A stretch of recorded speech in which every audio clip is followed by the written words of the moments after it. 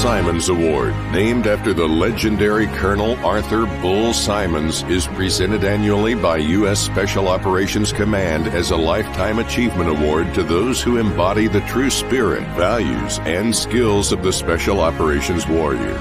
Tonight, we honor a man whose 4-decade career in uniform set the mark for Special Forces soldiers, pioneered unconventional warfare tactics in Vietnam, was instrumental in establishing Special Forces as a branch, and institutionalized important Special Operations skills in the U.S. Army's John F. Kennedy Special Warfare Center and School. Major General Sidney Shachnow.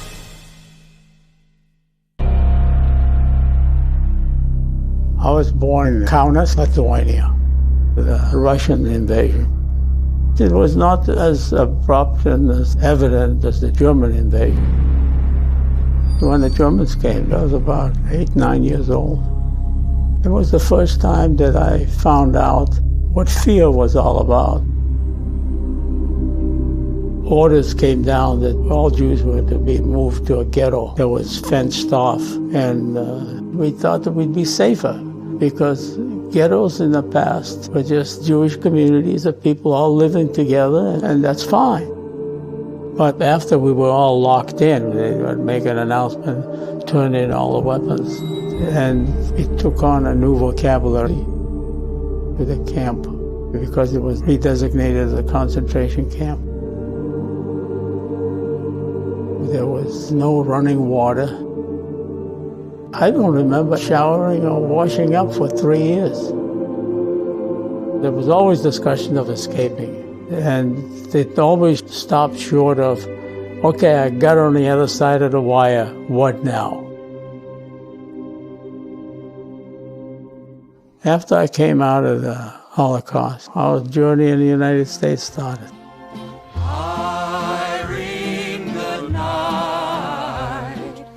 We landed in Boston Harbor.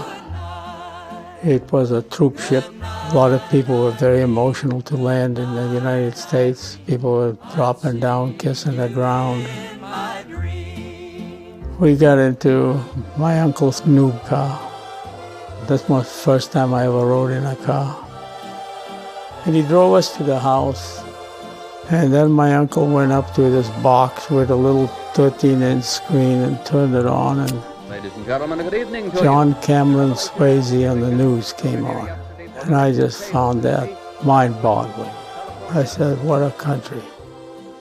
5 years later, he enlists in the Army, and his first posting is Fort Riley in Kansas with the 10th Infantry Division in 1955. We're going to rock around the clock tonight. He was interested in making a career out of the Army, and that was his intent. He went to Ranger School in 1959 and was a sergeant first class when he went to OCS. Coming out of the Officer Candidate School, he commanded an infantry company in the 4th Armored Division in Germany. So he had a strong infantry background, strong mechanized background before he volunteered for Special Forces.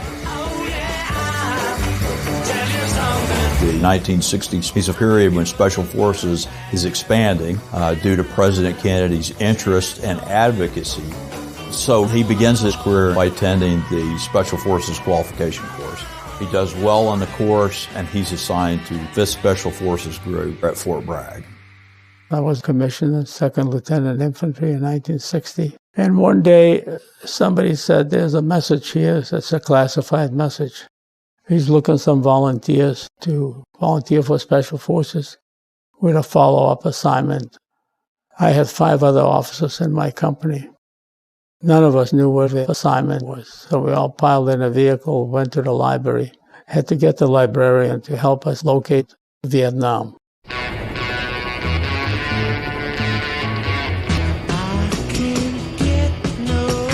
Things went pretty well. I enjoyed the assignment, even though I got shot twice. Sometimes, as unimaginable as the situation is, there's a thrill in cheating death, and you operate with all your senses at peak efficiency. And I found out in the military, war and peace can coexist. You go to one place and people are lying there, bleeding and dying. In another place, and life is very normal, it goes on. You have moments of joy. and moments of sorrow. He's stationed along the Cambodian border and has a empathy for the people that he's training and advising to resist communist aggression. And at the time, Special Forces was not a branch. So throughout the 60s and into the 70s, he served in a variety of assignments. General Shachnow returns to Vietnam as an infantry officer with the 101st Airborne Division. During both of his assignments in Vietnam, he's decorated for heroism. And as the 60s ended and the 70s began, he rotates to Germany and commands Special Forces Detachment A in West Berlin. Our mission was to slow down the Soviet Union in any sort of attack on the West. To get at our targets, we had to get out of West Berlin. To do that, you had several choices. Climb over the wall, not necessarily an easy prospect. Use the waterways, but most of them were guarded. But General Shachnow began to talk to this official who was in charge of the sewers. And one thing led to another, and one of our teams went down into the tunnels to do some exploration. Unfortunately, we had failed to check with our friends in the CIA, which triggered some sort of an alarm. And so General Shachnow received a letter of reprimand for going down into the tunnel without a permission. But Sid Shachnow was willing to find different ways to do things. It's not like you go into Special Forces and they make you into a certain kind of person. A certain kind of person comes to Special Forces. I don't know if you ever done anything real risky. You speeded in your car, and the risk is great that you might crash, and you don't. I think that feeling to some degree pulled me into Special Forces. He returns to Fort Bragg in the early 80s, and he is the operations officer and then the chief of staff for 1st SOCOM.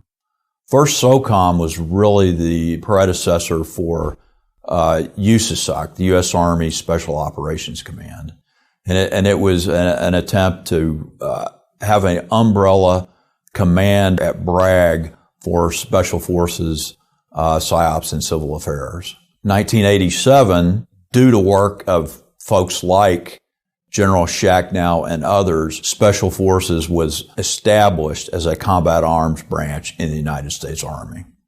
Late 80s, events around the world continue moving right along, and he is selected to go once again to Germany to command the Berlin Brigade.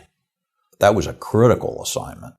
I don't know if there would have been a better guy to command that brigade. Mr. Gorbachev, tear down this wall. There was a lot of turmoil in Berlin. It was during my tenure that the wall collapsed. And it was a historic event that I had a front row seat. General Yevteev was my counterpart. And Yevteev pointed out a very obvious thing that I never thought about. He said, well, here you are, Jew. You were incarcerated by the Germans. We came and we liberated you. You come back in an American uniform, protecting the very Germans that imprisoned you, and you are prepared to kill us, the people that liberated you. Explain this to me. I said, I can't. Sid Shachnow was one of those people who books are written about. He led a full, meaningful, important life, and he did it with dignity, and he did it with honor, and he did it with love and devotion to his country and to his family. Sid Shachnow really cared about the wounded warriors and their families, and invested a huge amount of his time not only raising money, but developing programs to take care of these wonderful people that needed help. To the day he died, he was continuing to help the men and women of our force and of our regiment, and of SOCOM, as well as their families. He had this huge heart. I mean, it's quite remarkable. His whole life is remarkable. Doesn't go to school until he's 16, basically teaches himself English. He's going to school, he's working to support his family. And then the incredible amount of success he had in the Army and Special Forces. You know, what an American story. There's a Yiddish saying, a kletzel rein und a kletzel raus, die Meise is ois.